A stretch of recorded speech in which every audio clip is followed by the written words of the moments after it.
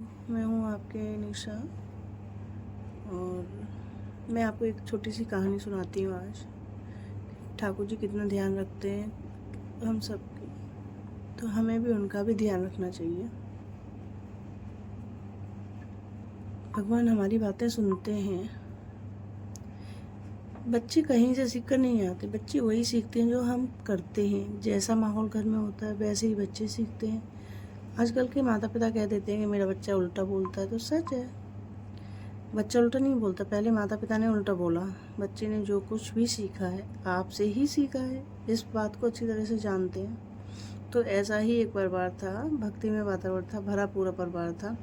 एक बच्चा था, वो रोज़ देखता था कि उसके दादाजी रोज़ ईश्वर से प्रार्थना करते हैं, पूजा पाठ करते हैं, भगवान से बातें करते हैं। उसकी बड़ी इच्छा होती थी कि मैं भी पूजा पाठ करूं, ऐसे ही जैसे दादाजी पूजा पाठ करते हैं वैसे ही पूजा पाठ करूं, मैं भी भगवान से बातें करूं। लेकिन ये मौका बच्चे को मिल नहीं पाता था, क्योंकि पूजा पाठ तो दादाजी करते थे। एक दिन दादाजी किसी कार से बाहर गए हुए थे, पूजा का समय हो गया था। बच्चे को लगा कि आज तो दादाजी हैं नहीं, तो आज पूजा मैं ही कर लेता हूँ, क्योंकि भगवान इंतजार कर रहे होंगे। वो विधि विधान के साथ दादाजी करते थे, बच्चा वैसे ही पूजा करने लगा, आरती करने लगा। जब आरती हो गई इतने में दादाजी आ गए और दादाजी ने देखा कि घर में घंटी बज आवाज़ आ रही है, पूजा कौन कर रहा है। तो दीवार के पीछे छुप कर देखते हैं कि बच्चा भगवान के सामने खड़ा है, प्रार्थना कर रहा है। और कैसी प्रार्थना कर रहा है, दादाजी रोज़ भगवान से कुछ ना कुछ बात करते थे, तो बच्चा भी भगवान से बात करने लगा। बच्चे ने कहा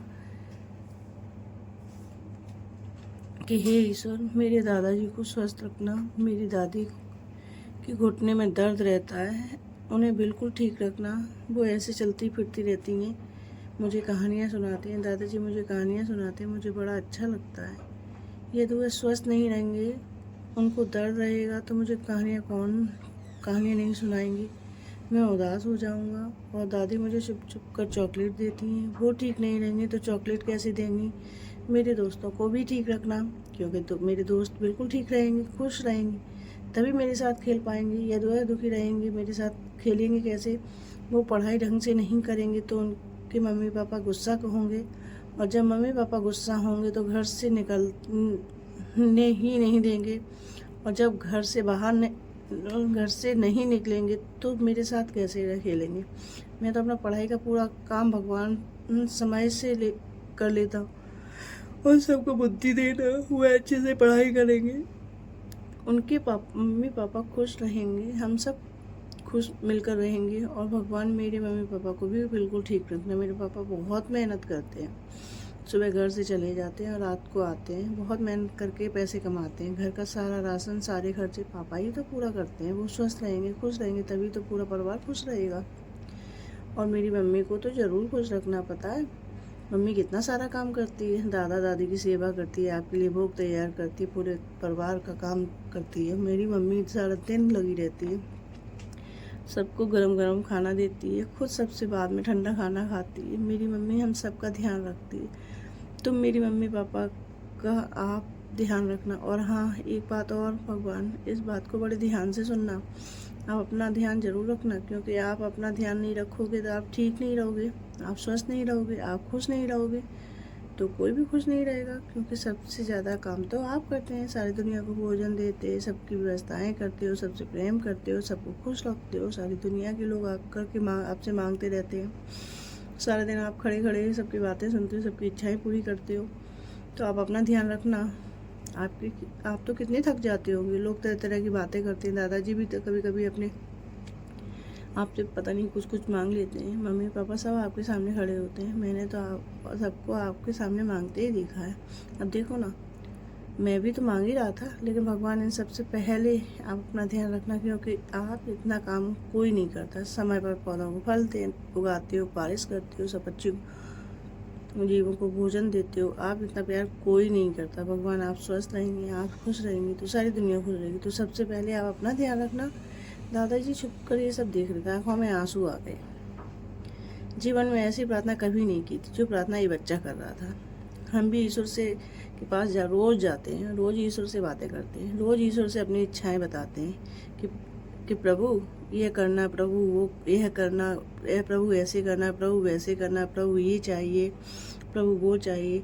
हमेशा अपनी इच्छाएं रखते हो, अपने दुख सारे उनके सामने रखते हो, उनको दुख सुनाकर आते हैं।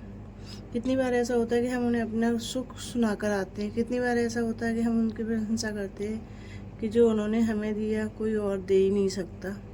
कितना उन्होंने हमें दिया, जब अभाव होता है तब हमें पता लगता है कि ये तो हमने कभी सोचा ही नहीं। ईश्वर ने हमें ऑक्सीजन मुफ्त नहीं किया, कभी हमने सोचा ही नहीं कि ईश्वर ने हमें सूरज की रोशनी मुफ्त नहीं। हमने छोटा सा बल्ब लेकर आते हैं, फ्यूज होता है, उसका भी कीमत चुका कर आते हैं।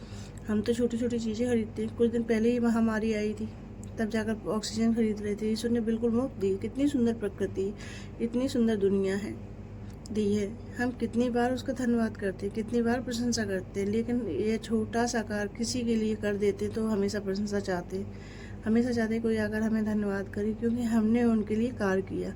क्या हम ईश्वर को धन्यवाद करते?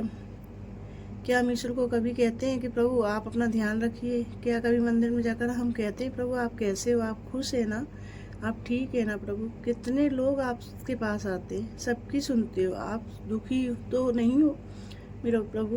कभी ऐसी बातें करते हो कि यदि हम ऐसी बातें करते हैं तो सच में ईश्वर से प्रेम करते हैं? तो आप मुझे बताइए कौन कौन ऐसी बातें करता है, कौन कौन ईश्वर से सच्चा प्यार करता है? क्योंकि ईश्वर तो हम सबसे प्रेम करते हैं। जब हम विश्वास करते हैं कि ईश्वर अपनी अनुभूति हमें करवा देते हैं, ईश्वर बता देते हैं कि मैं तुम्हारे साथ हूँ, हर पल तुम्हारे साथ हूँ। मैं हमेशा आपसे एक ही बात कहती हूँ, अपने विश्वास को मजबूत रखिए, अपना ख्याल रखिए, भगवान का चिंतन कीजिए, भगवान का प्रार्थना कीजिए, भगवान से भगवान को धन्यवाद दीजिए कि हमें ये सुंदर सा जीवन मिला है, सारी चीज़ें मिली हैं। भगवान को थैंक यू बोलिए, अपने आप में खुश रहिए। आपको ये कहानी कैसी लगी? मेरे चैनल को लाइक करें, सब्सक्राइब करें और कमेंट करें। हरे कृष्णा।